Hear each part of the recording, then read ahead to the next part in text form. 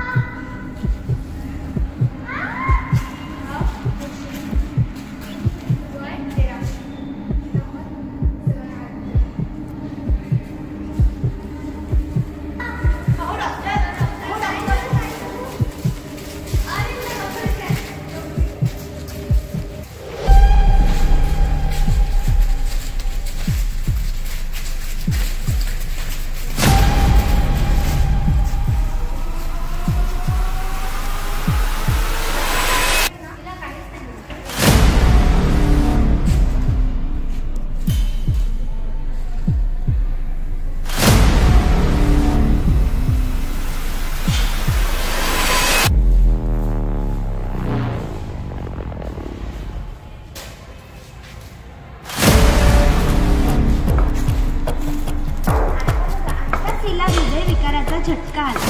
हृदयविकार हा केव्हाही कुठेही आणि कधीही कोणत्याही वयात येऊ शकतो, म्हणून घाबरून जायचं नाही।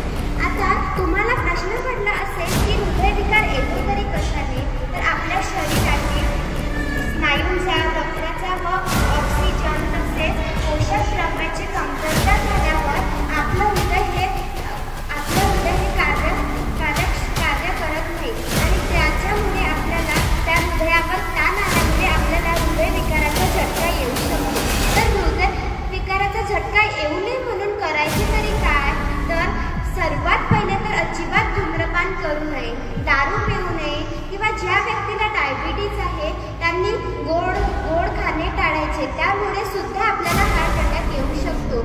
लठ्ठपणा, एक्सरसाइज न करणे यामुळे सुद्धा आपल्याला हार्ट अटॅक येऊ शकतो।